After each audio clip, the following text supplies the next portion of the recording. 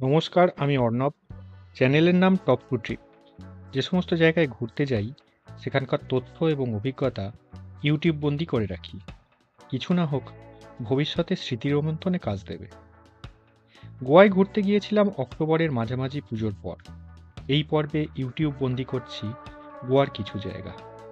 এবারের ভ্লগ বাগা বিচ সকালে কেমন, বাংলায় বাঙালিদের জন্য। আমার অন্য ভিডিওতে বাগা বিচ সংলগ্ন নাইট লাইফ দেখিয়েছি।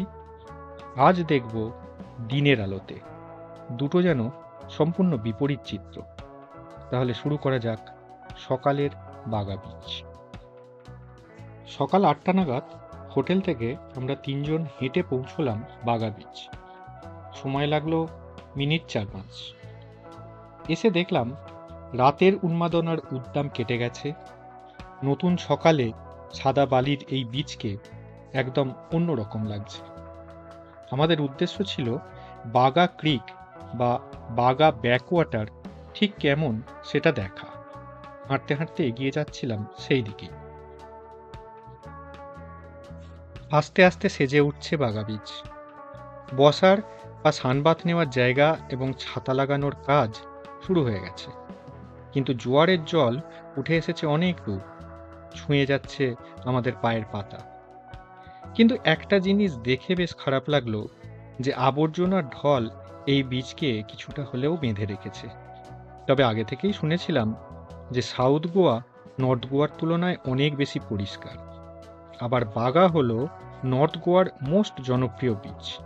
সুতরাং এত জনরাশের ভার সামলানো সহজ ব্যাপার নয়, তবে অসম্ভবও নয়। যাকে এগিয়ে চললাম সামনের দিকে। দূরে দেখতে পাচ্ছি জনপ্রিয় বাগা বিচ সাইন টেক্সটের কয়েকটি অক্ষর হাওয়া হয়ে গেছে, হয়তো বর্ষার দাপটে, কিন্তু পুনঃস্থাপন এখনো হয়ে ওঠেনি। পায়ে পায়ে এগিয়ে এসেছি ব্যাকওয়াটারের কাছাকাছি, যেখানে মাছ ধরা চলছে জোর কদমে। যেমন গভীর সমুদ্র থেকে ট্রলার ফিরছে মাছ ধরে, সেই রকমই হাত জাল ফেলে মাছ ধরাও চলছে ক্রিকের সঙ্গমস্থলে। সকালের পরিবেশে দৃশ্যটা মোহময়। এখন দাঁড়িয়ে আছি বাগা বিচে। এটা হচ্ছে অক্টোবর মাসের মাঝামাঝি সময় 2024। আমরা যেখানটায় দাঁড়িয়ে আছি সেখানে বাঘার সমুদ্র থেকে তৈরি হচ্ছে বাগা ক্রিক বা বাগা ব্যাকওয়াটার। যখন হাই টাইড আসে তখন এই জলটাই বাগার ব্যাকওয়াটার হিসেবে চলে যায় ওই দিকে। আবার যখন লো টাইড আসে তখন এই জায়গাটাই এতটাই ফাঁকা থাকে যে এখান দিয়ে লোকে পারাপার করে ওই দিকেও চলে যেতে পারে।